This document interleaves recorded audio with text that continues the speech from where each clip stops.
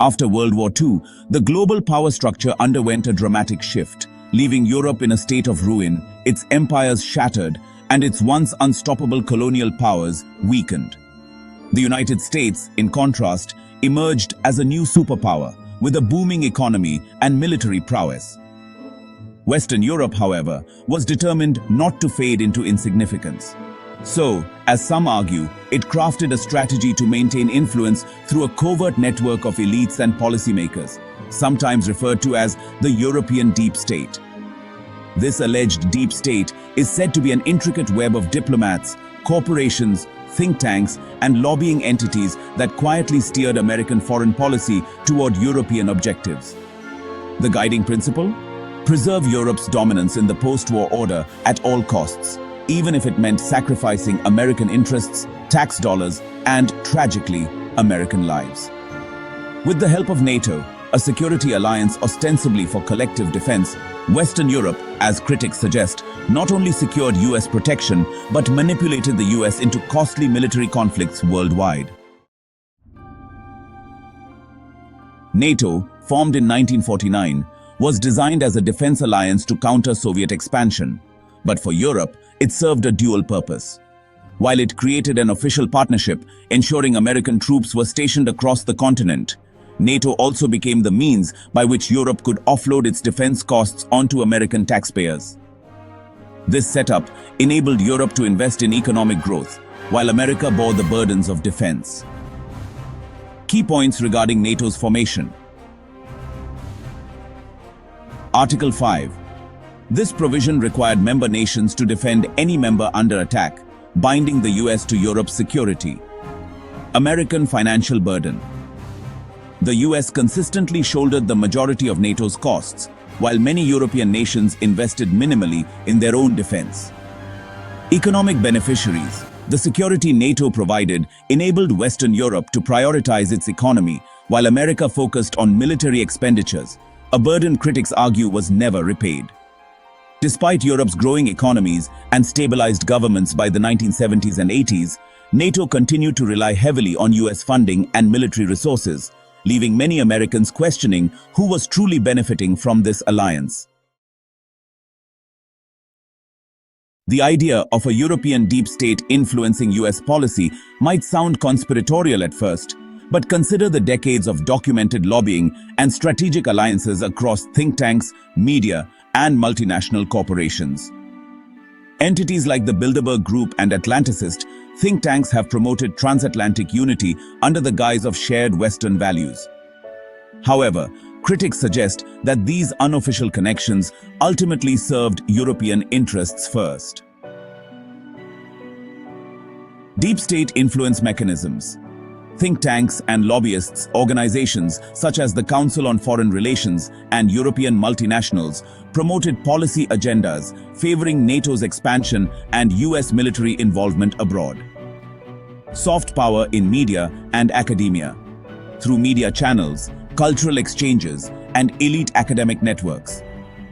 European ideas were ingrained into American policymaking circles, shaping opinions toward globalism and interventionism. Financial interference. European corporations and interest groups contributed heavily to political lobbying in the US, especially in sectors like defense, where American involvement in foreign conflicts often meant direct economic gains for Europe. Post-World War II history is filled with conflicts where the US bore the costs in blood and dollars, while European interests supposedly reaped the benefits. 1. The Korean and Vietnam Wars. While these conflicts were primarily about containing communism, Europe gained economically. The wars allowed the US to check Soviet influence in Asia, while Europe avoided direct conflict, benefiting from global stability without the price of involvement. 2. The Middle East and energy security. Iran, 1953. The CIA-backed coup that overthrew Iran's government restored access to oil reserves, a crucial resource for European economies. Iraq, 2003. Although the US bore the brunt of the war's human and financial cost, the invasion ensured access to oil supplies that European economies relied upon. While America absorbed the global backlash and chaos of the Iraq War, European companies profited from oil contracts and reconstruction projects. 3. The Balkan Wars. During the 1990s, NATO's intervention in the Balkans aimed to stabilize Europe's backyard. The US led these efforts, including the costly 1999 bombing campaign in Kosovo, which helped avert a refugee crisis that would have destabilized Western Europe but demanded resources from the American military. 4. Libya, 2011. European nations like France and Italy pushed hard for the intervention in Libya, driven by strategic and economic interests in Libya's oil.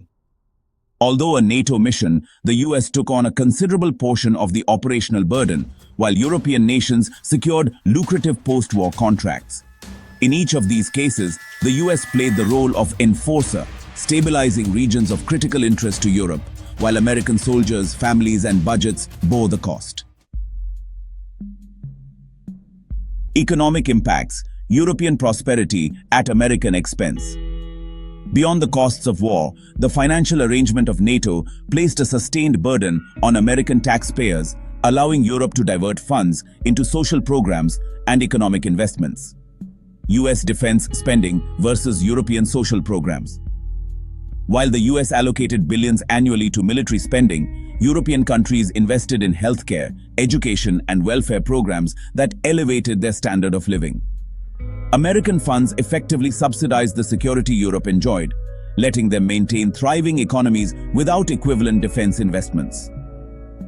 American debt versus European growth. This disparity in spending led to the US amassing significant debt to fund its military obligations, while Europe reaped the benefits of stability, free from the financial strain. As a result, many Western European countries developed high standards of living funded by American taxpayer contributions. Cultural influence. The soft power of Europe and its consequences. The European deep state extended its reach beyond politics and military strategy, influencing American culture, ideologies, and values. Critics argue that Western Europe exported a woke culture characterized by liberalism, secularism, and progressive social values. Cultural shifts. Woke ideology. European ideas about social issues, gender equality, progressive social policies, and secularism entered American discourse, affecting the youth and reshaping cultural norms. Critics argue that these changes have polarized American society, creating divisions that weaken national unity. Media and entertainment. European influence in media has introduced American audiences to ideas about open expression and liberal social policies, some of which clash with traditional American values. This influence has allegedly contributed to a perceived moral decline, with critics associating it with issues like substance abuse and cultural fragmentation.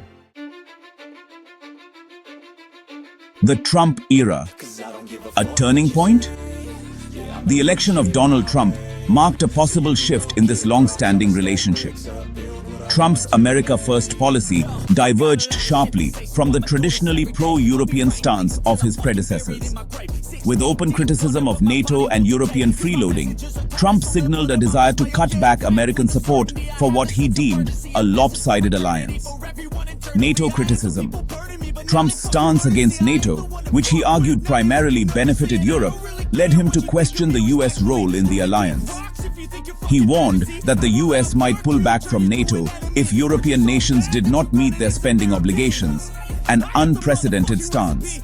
Russia as a partner, not an enemy. Trump challenged the traditional view of Russia as America's principal adversary, suggesting instead that a partnership with Russia could offer strategic advantages over Western Europe. Critics of the European deep state saw this shift as a direct challenge to European interests, as it signaled a potential realignment away from NATO and toward new alliances. Support for BRICS. Trump's focus on building relationships with nations in the BRICS alliance, including Russia and India, further suggested his preference for multipolar partnerships over the long-standing European-centric approach. This strategy was seen as a pivot away from Europe, opening the door for potential partnerships that might better align with America's interests. Looking ahead, the decline of European influence in the US. With a potential Trump re-election on the horizon, critics of the European deep state suggest that this could be the moment of reckoning for Western Europe.